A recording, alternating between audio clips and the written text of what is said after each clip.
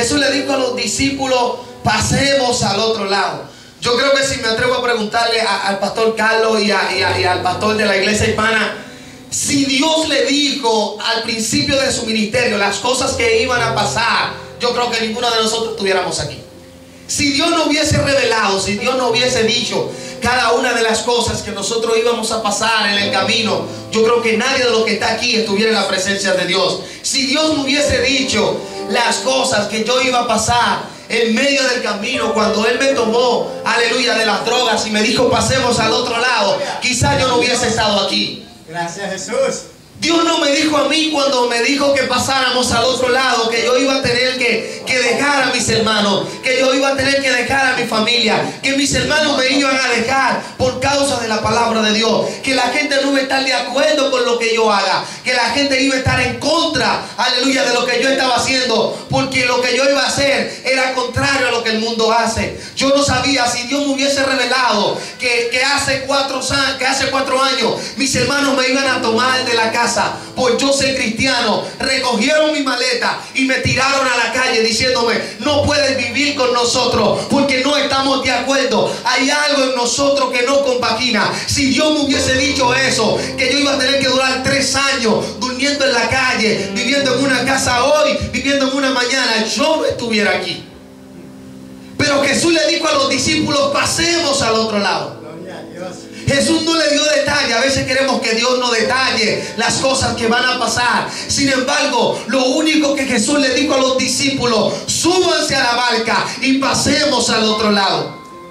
La Biblia dice que Dios toma a Abraham de su casa, de un de los caldeos, de una casa pagana. Abraham era hijo de unos padres que no conocían a Dios. Ur de los caldeos era una casa que adoraban a los dioses. Y Dios fue a aquel lugar, en una casa pagana, donde no conocían a Dios. Dios va y elige a un hombre y elige a una mujer y le dice: pasemos al otro lado. Le dijo: recorran todo el oriente, recorran toda esa tierra y pasen al otro lado. La Biblia dice que Dios no le dio un listín a Abraham diciéndole las cosas que van a pasar. La Biblia no dice que Dios le dijo a Abraham: mira, se te va a ir Lot, vas a tener problemas, vas a llegar a un momento donde vas a tener miedo. La Biblia dice que en una de las paradas de Abraham estaba haciendo el sacrificio, y la Biblia dice que después que Abraham hizo el sacrificio, cayó la noche, cayó el miedo. Abraham tuvo miedo, aleluya, porque la noche era tan oscura y había soplado un viento negativo, había soplado un viento, aleluya, que no era un viento de Dios. Y la Biblia dice que en ese momento Dios vino, la presencia de Dios vino sobre Abraham para confirmarle que Dios iba a estar con él y que él iba a pasar al otro lado. No importa lo que esté pasando, no importa lo que haya acontecido, no importa cómo el diablo se haya levantado. Si Dios te dijo que vas a pasar al otro lado, vas a pasar en su presencia. El propósito del diablo es que no lleguemos al otro lado. Yo quiero decirte que donde yo vengo, mucha gente se ha quedado.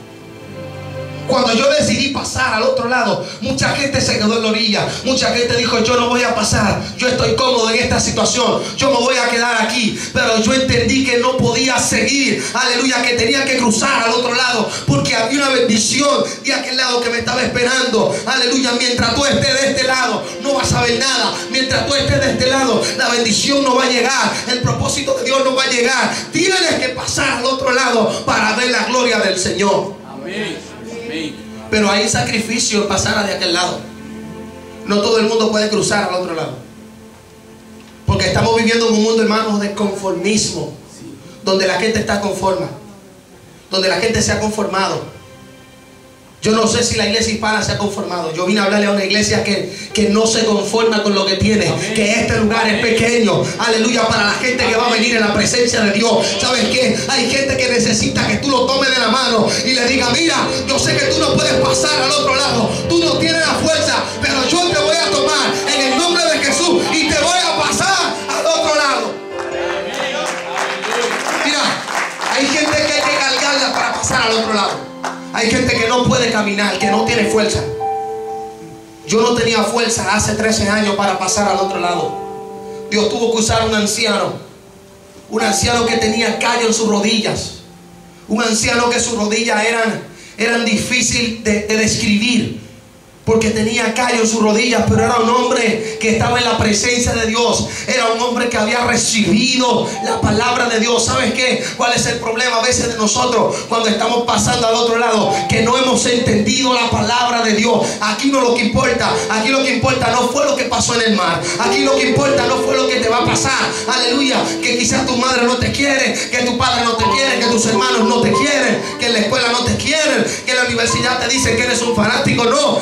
Aquí lo que importa es que la palabra de Dios está sobre ti. Lo que importa es que Dios te dio su palabra. Aleluya. Y eso es lo que va a permanecer. Su palabra. No mi condición.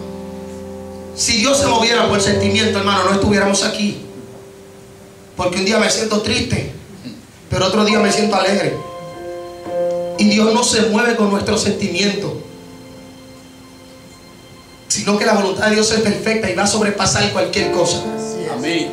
Gloria a Dios. No fue fácil pasar al otro lado, pero dije, yo voy a pasar al otro lado. Y la iglesia hispana en este lugar tiene que decidir pasar al otro lado. Amén. Amén. Que el pastor diga, no, tenemos que cambiarle el culto a los hispanos. Vamos a darle el culto a los portugueses primero, porque cuando los hispanos se prenden no hay quien lo apague en la presencia de Dios. Amén. Amén. Gente que no se conforme. Dios está buscando una generación que no se conforme con cualquier cosita. La Biblia dice que Dios agarró al profeta Ezequiel y lo tomó en el espíritu y lo metió en el río. Aleluya. Pero el profeta empezó a caminar, y después de caminar mil codos, las aguas le estaban llegando a los tobillos y se quedó parado ahí. Hay gente que se ha conformado con sentir un escalofrío, sentir quizás alguna cosita de la presencia de Dios, y dice, ya no puedo pasar más de ahí. La Biblia dice que Dios le dijo al profeta, no quiero que te quedes ahí, empieza a caminar. Y dice la Biblia que caminó 1000 codos hasta que las aguas le llegaron a la rodilla. Hay cristianos, hay creyentes que se han quedado a la rodilla, danzan, brincan, pero solamente se han quedado ahí. Dios no quiere que solamente vengas a la iglesia, brinque, dance, hables lengua. No, Dios quiere algo más allá de lo que tú y yo podamos imaginarnos. Amén. Amén. Dios, mire hermano, Dios es un Dios real. Y cuando decidimos pasar al otro lado, Dios va a caminar con nosotros. Hay una historia que está revolucionando los lectores y los usuarios de Facebook, y es acerca de un soldado. Cuando leí esa historia me quedé sorprendido. Acerca de un soldado, miembro del ejército de los Estados Unidos, cristiano, que dijo, yo voy a pasar al otro lado. Y el diablo estaba relajando a este muchacho, y agarró al capitán del ejército donde él estaba, de la guardia, y lo llamaron y le dijeron, necesitamos que tú tomes la llave de este jeep y lo parques al otro lado. Este muchacho le dijo al capitán, yo no sé manejar, usted sabe que no sé manejar. Y él le dijo, yo necesito que tú me muestres al Dios que tú le sirves. Y este muchacho tomó aquellas llaves y empezó a orar al Señor. Y le dijo, diablo, te voy a decir una cosa. Yo no sé conducir, yo no sé manejar, pero yo voy a pasar al otro lado. ¿Sabes qué? Este muchacho se subió en aquel jeep, tomó las llaves, le dio vuelta, lo prendió, empezó a mover el jeep y lo parqueó. Cuando aquel joven se desmontó de aquel jeep, todo el mundo estaba llorando. El general, el cabo, todo aquel ejército estaba llorando, y él estaba sorprendido. ¿Qué está pasando? Porque la gente está llorando. ¿Y sabes qué? Ellos le dijeron, queremos ese Dios que tú tienes. Queremos ese Dios que tú tienes. Él dijo, ¿qué está pasando? ¿Sabes qué?